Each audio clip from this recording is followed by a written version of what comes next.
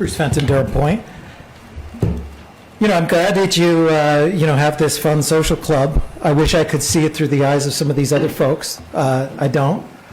I see it as a dismal failure. I don't see years of service to be proud of. I see something to be embarrassed about.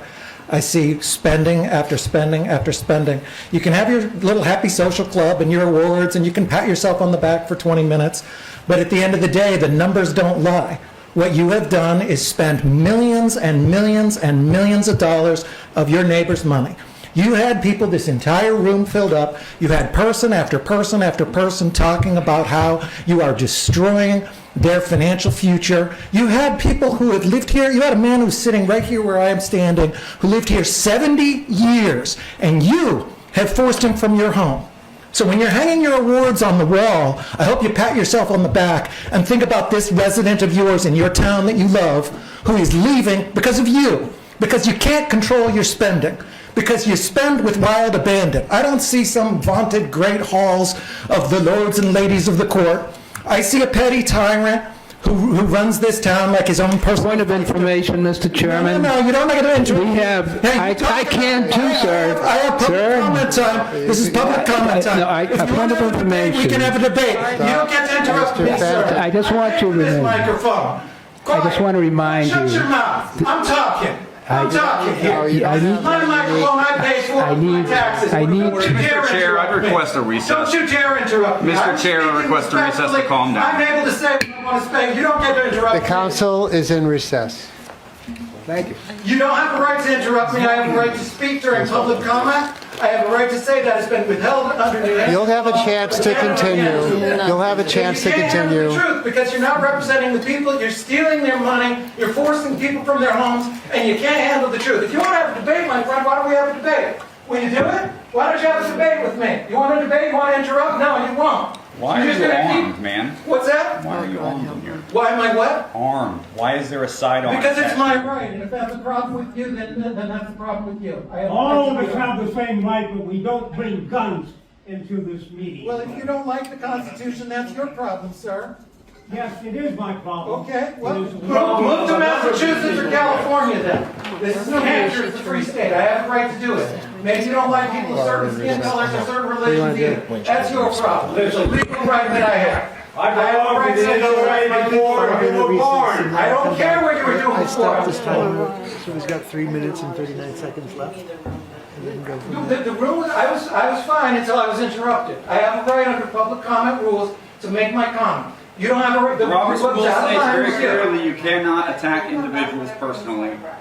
I can call the town manager a petty tyrant. I absolutely can. That's free speech. That is my That is right. absolutely free speech. But Yes, I have. That has been absolutely withheld. I can say much worse than that. You ought to check out the New Hampshire law. Hey, buddy, I'm allowed to say whatever I want. I am, but I can say much worse things too. So Okay. behave yourself Go ahead. or get out. No, I'm good. I'm good. I have a right to sit. I have a right to criticize the town manager. You don't have a right to act like a child. You're the one who interrupted me. You do not have the right to act like a child. Okay. So you're speak like a child now. respectfully, like everybody else. I was has. interrupted. You are starting with personal insults and I'm expecting allowed to results. say petty tyrant, my friend. You guys are very confused about the way that things work. I hear you. You're very confused about the town.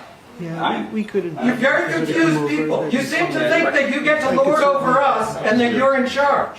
It's our town. I have a right under the RSAs to do public comment. You don't have a right to interrupt me. You interrupt almost every meeting. Who do you think you are?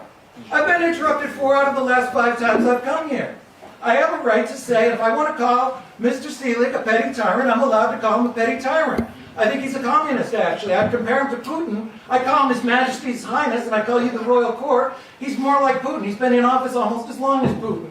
And you guys rubber stamp every single thing he says, and I have a right to say that. That's the point of public comment. If you want to pat yourself on the back, that's not what it's all about. You don't have a right to just sit here and pat yourself on the back. I hope you get I'm a lot of sorry I likes put a and cigar in your subscribers, punch bowl. Maybe you can go back to spending millions and millions and millions of our dollars and patting yourself on the back as you force residents to leave their homes. So can I spare my 5 minutes again, or how much time do I have? Since I was rudely interrupted, and probably illegally interrupted by a town... Mr. Fenton, you have... yes. I stopped the timer. Okay, how much time do I have left? Mr. Burton, Council Burton commented, so you have 3 minutes and 39 seconds. Well, thank you. Okay, great. So as I was saying, and I think I'll just repeat, I think you're a petty tyrant. I think that you are vastly overpaid. You have your council of cronies here who rubber stamp everything that you say. They're basically the lords and ladies of your court. You've built your own personal fiefdom, and you've increased your spending again and again and again while you pat yourselves on the back. And you can't take criticism, and you don't take debate. We have people who've run out of the room. They're so afraid to listen to someone. I would invite any of you to debate. Why don't you sit down and have it out? Why don't you have a talk about it? You had dozens and dozens of people come in here, and the message was clear again and again and again that they can't afford this ridiculous, absurd spending that you do, and you increase this personal fiefdom. You spent over $300,000 on cameras in here. You spent $130,000 a year to turn on the YouTube video. You spent $600,000 on radios a couple years ago. Now you're talking about spending $400,000 on cars.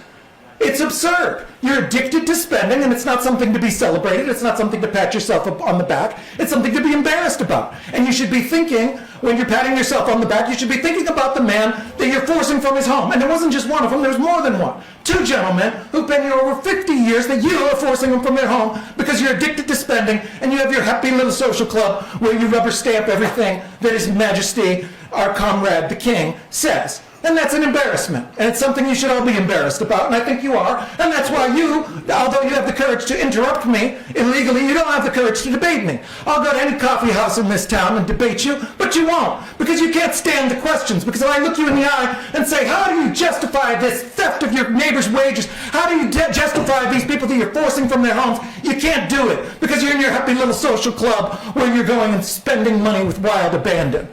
It's shameful and it's ridiculous, and you have nothing to be proud of. And I am glad that those are leaving, because you're embarrassment, and I hope that you're replaced by people who have some modicum of respect for the voters and some kind of fiscal responsibility. So thank you very much.